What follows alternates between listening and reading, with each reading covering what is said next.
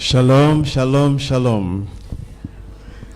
I thank our God, God of Israel, to bring us in this place.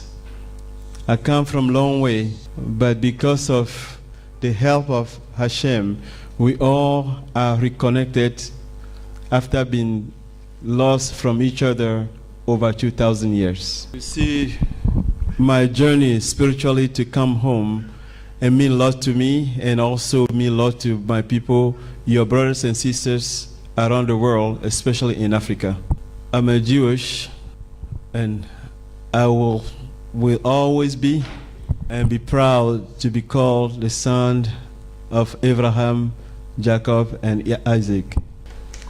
I think being born in the royal family in Togo, West Africa, to a father Jew and mother Jewish, and with a family history, we carry the same tradition. Even when I felt lost, learning about the spirituality through different religions, my family always, and my grandfather, the king at the time, said, remember who you are wherever you go.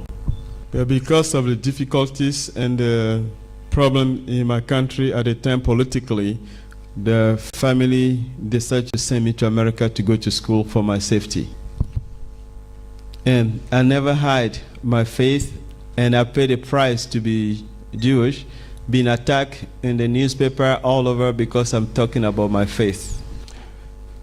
Even though some trying to destroy that our kingdom, our people group do not exist, but the history have shown we have over 20 to 30 million people in my kingdom.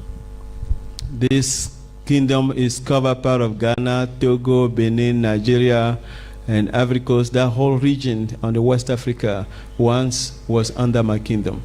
When I've been sent to America, I was the first African king crowned in America. While I'm in the States, I have a foundation. We ship under the Royal Foundation medical supplies, school supplies. I adopt many children. Actually, 2 years ago, I adopted 400 children. Right now, I've been supporting, put them to school, education, give them the best. Maybe one day, most of them were Yehudi, Jew, which one day I would like to have the rabbis and some of you to come and teach your sisters and little ones about our faith. So there's a work for us to do, and my plan, our goal, is to see how we can gather all the Israelites around the world, how we can stand together, not to be divided.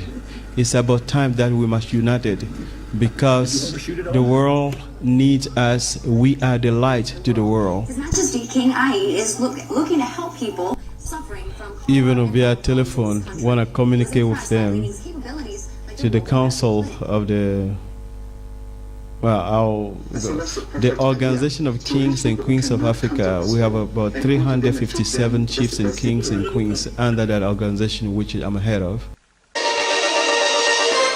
We have a special guest in the studio with us today. His name is King Ayayi from Togo. He is in Washington, D.C. to speak about his foundation and the humanitarian efforts in Togo and the surrounding regions. And Your Majesty, we welcome you here to our studio. And I know we talk about this being out and about, and you're going to be out and about tomorrow in Middleburg, Virginia, to raise funds for your foundation. Tell us about the foundation and the effort. Well, I want to thank you first to be able to receive me on your show.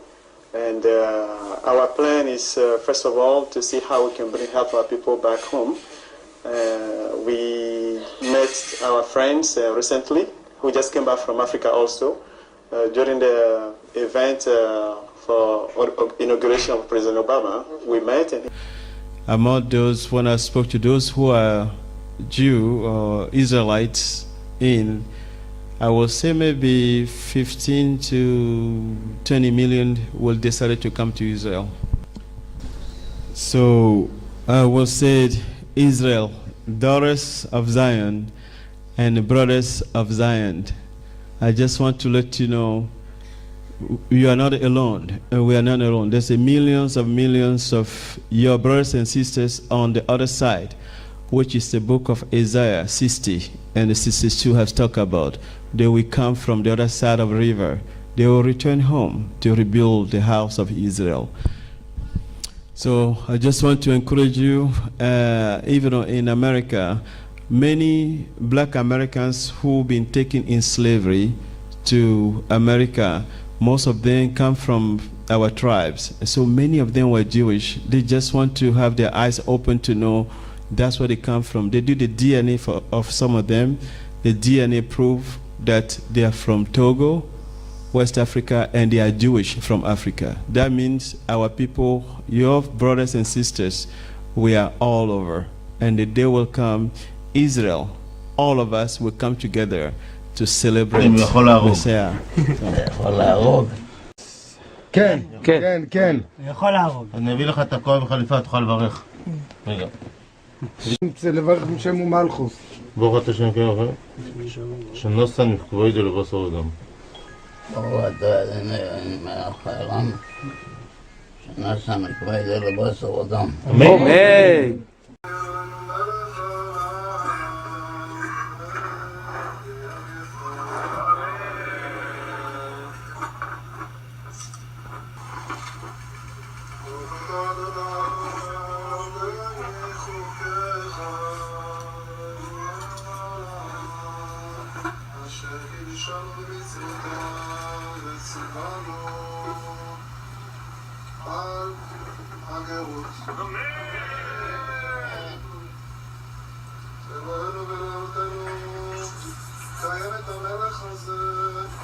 שמו בישראל, דויד,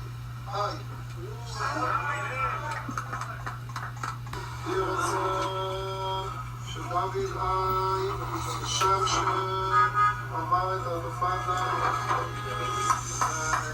קיבל עליו את כל המצוות מדאורייתא מדרבנן וכל מנהגי ישראל, ייכנס לתורה למצוות ולחופה ולמעשים טובים.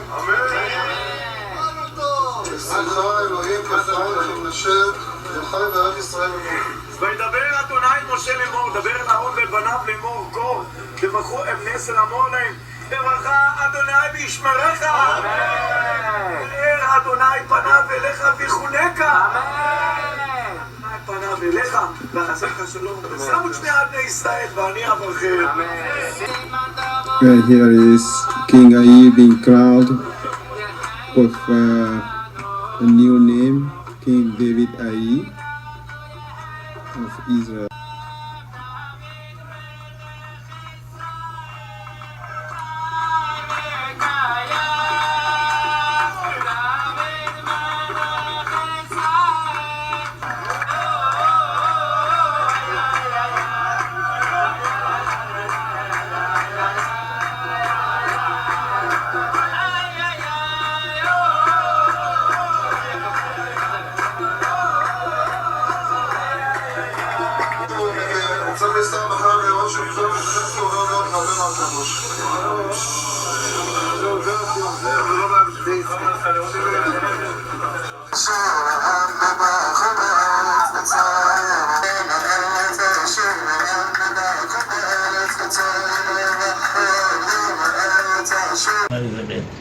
אני מברך אותך להתקיים שבת לשמחת ולא יהיה לך מתנגדים, לא יהיה לו מתנגדים, ודייש לא יהיה לו כניסה לשם אליך, לא יוכל לעשות לך שום. דייש.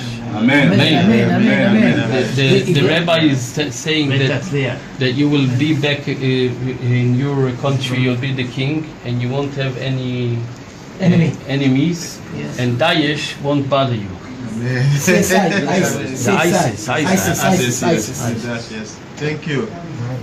So I just want to, before we finish, I want to encourage you, keep up your heart to close to Hashem. Read your Torah. You have a written Torah. It's not just reading it. It's not just doing the tradition. Ask Hashem to help you to live it. There's two different things. Read in the practical way and practice in the living way. So Hashem can help us. Israel, we are the light to the world. And I would like to ask you, all the rabbis in this country, that you pray for all the Rav, because they need your help and need your prayers. They need your prayers so they can receive the wisdom from Hashem to teach and lead, and at the same time pray for unity among the Rav, because they need a help, because they are the one representing all of us. The second thing is to pray for our government officials. Your responsibility is to pray for our leaders, the politicians, and that they can receive alignment, for that Hashem to protect them, their families also, and give them wisdom, so the evil one do not guard them away, but keep them with Hashem teachings. Well, my first journey started in July last year, when I came to Israel for the first time. And I went to Mount Carmel and traveled through all and ended in Jerusalem. So when I continue, I came after I traveled through the whole United Kingdom of Israel. That's the way I feel to call it. And I went back to America after 3 weeks. And then I felt it's not over yet. My trip is typical tourist and also searching for my spiritual history. What I've been growing up, they say we are from Israel, and they've been teaching about other schools. So this time I said, I want to know. And then when I arrived in Jerusalem, I went to King David's tomb. So when I went inside the tomb, pray, I said, Uncle Melech David, this is your great nephew, Melech Ayayi. We left this place thousands of years ago. I'm back home. And the power Hashem has given you to make this kingdom history to be known and to build this history under the name of Hashem, the strength militaristically he gave you, transfer that power to me. It's just a prayer I prayed to bring your people together. Very nice. Yes. What's your name? I try. Yes. Why? Very nice. And I heard the tomb, the music out of the tomb. My bodyguard, I came with my bodyguard at that time. They watched me what's happening, so I moved back. I take my hands off. Go ahead. Long story short, I touched the tomb. So when I touched, I said that I heard music coming from the tomb, and I took my hands off, and my bodyguard was watching. I walked around to see what is sound, something like that, and then I moved back. I did the prayer again. It happened again. The third time, I heard like how you shovel paper, and then my bodyguard's watching me, and he noticed that I changed, and I have a fear, but not a fear, but something inside of me, like he hear or something happened. And that's when we were on the way. I told them what happened to me in the room when I was praying, and he said, I think. And then I heard the voice when Ezekiel, Elijah died, they put somebody's body, when the body touched the bones, the person come back alive. That means a confirmation for me that Melech David still have the power inside and connecting with me. That's why when I went back to America, it drew me back. I have to find out what happened to me. That's I started coming back to this for 5th time now. And I changed my flight many times, and I just cannot leave yet. But I meet great rabbis in the country, Kengetsky, and many other rabbis, and all the doors open. I did not came here for political reason. I came here for spiritual reason. What I came for, I found it. So I just want to let you know our God is still the same yesterday, today, forever. I'm a king, but I give my kingdom to the King of Kings, who is Hashem, the God of Israel. Good. And I would like to leave with you. I experienced so much miracles when I went to Hebron and visited all the history of our forefathers where they've been buried.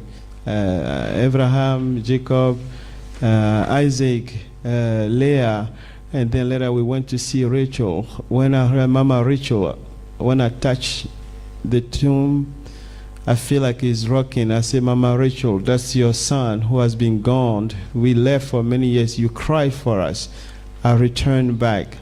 And then when I touch the thing, it's almost like it's rocking like a baby, how the baby rocks. Something been happening to me. And when I touch the wall, the cartel, I feel electricity come through my hands. And I saw the whole wall move 3 times and in front. So much happened.